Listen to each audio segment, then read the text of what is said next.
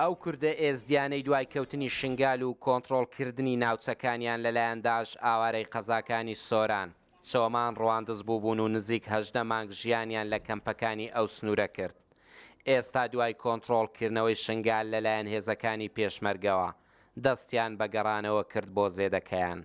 چەند ڕۆژی ڕابردوو لە مەکتەبێک لە بادڵیان چەند ئایلێک لەوەی نیشتە جێبوون گەڕاونەتەوە خەڵکی دەڤەری شێخان و ئەو مەناتقیان بوو کە ئازاد کران ئەوانەش وەکو ئەوانە زۆر خۆلیای ئەوانە کە بگەڕێنەوە ئامادەکاری ئەوەیە هەرچی لە دەستی ئێمە بێت ئەو گواستنەوەیان بۆ شوێنی خۆیان و لەوێش دابینکردنی ئەمن و ئەمنیەت بۆیان هەروەها شتە سەرەتاکان وەکو ئاو کارەبا برا نەفتیان سوتەمەنی زستانە یا باقی پێداویستیەکانی تر ئەوانە حکومەت بۆ ئەوانەی کە لەوێنە بۆ ئەوانە دەستە بەردەکەن.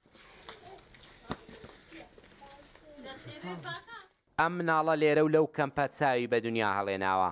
ئێستا کەماڵباتەکەی نیازی گەڕانەوەیان هەیە، ئەویش بۆ یەکەم جار چاوی بە زێدەکەی دەکەوێت.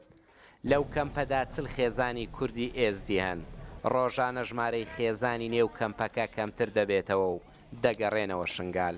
کە شنگال ڕزگار بوون چۆوانەی خۆشتر بوو جێمە بوو وارێمە بوو گەل لە خۆش بوو وەکە یەخسیرجی هاتوانێ گەل لە قەنج بوو چاوا و دەرا خۆی بار تەرڤیت و ڤەگەڕی مالاخۆ هەر مالاتە ژۆر خۆشترە مەگەلەکت ڤی ئەم ڤەگەرەن شنگالی بەس ئەمانش مارەچێ نەبێ ئاپوچە چاوا بێت یەک ڤەگەرێ سەرمان و ملکێ خۆشترە پانە یعنی باشتر زلامە ڕێزلام ڤەگەرێک و خزمەت گوزاری لورچێ بوو بە ئاو کارە یعنی تشتێکی عەجەلە چێ بوو بە.